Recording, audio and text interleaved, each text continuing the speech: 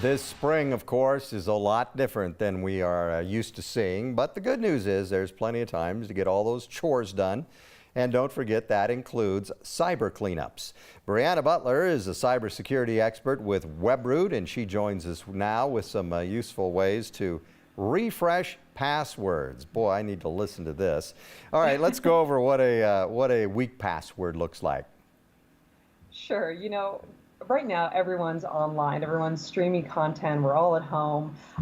In a study we found that approximately 40% of people are sharing their passwords for a lot of these shared services. And that actually makes you 2 times more likely to be a victim of identity theft. So right there, a weak password is something that you're sharing with others, be it family or friends. It's something maybe that contains personal information, your name, things we think people can't find out, but often can be found out.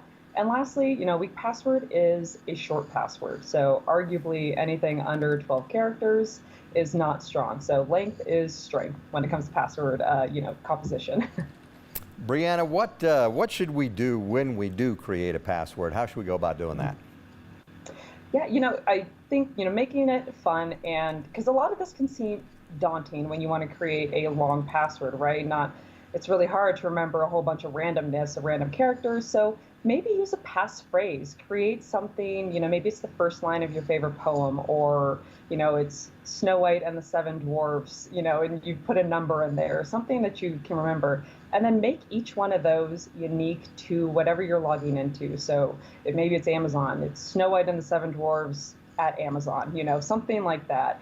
And if and if that still seems something, daunting to do, use a password manager. That'll help you create strong, lengthy passwords and, remember them for you.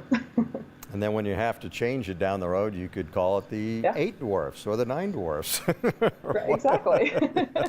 Whatever you want to call it. So speaking of which, how often should you change your password?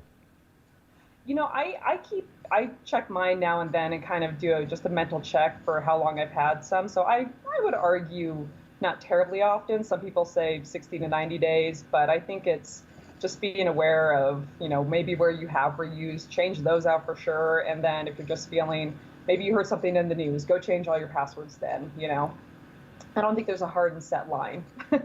Yep, or when Amazon tells you you've been hacked, then you got to change your password. Yeah, definitely go change your password. I mean, I am the worst at that because you have so many different things that need passwords, and I end up writing them all down, and I know that's not a great thing to do, right?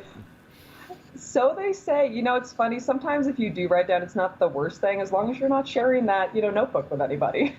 Right, exactly. All right, well, Brianna, thank you very much for all the tips. We appreciate it. Yep. Keep an eye on those passwords out there, right? All right, let's check in with Martin.